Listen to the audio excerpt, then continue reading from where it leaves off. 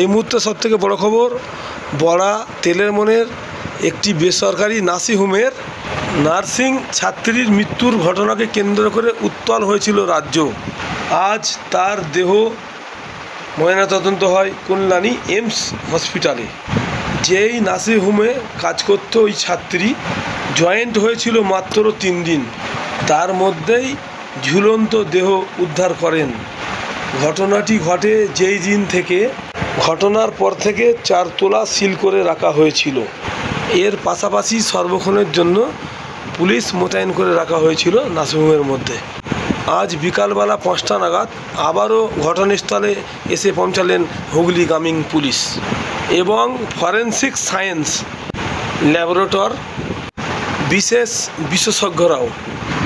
13ই August এই ঘটনাটি ঘটেছিল।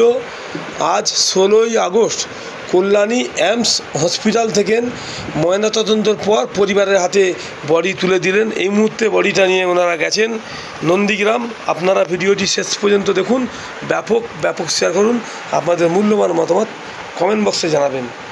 আপনাদেরকে এই নিয়ে বিস্তারিত ভিডিও 2-3 দিনের মধ্যে বাকি বিষয়টি আপনাদেরকে তুলে ধরবো বা জানাবো। আপনারা ভিডিওটি শেষ পর্যন্ত দেখুন, স্কিপ করবেন না, মূল্যবান মতামত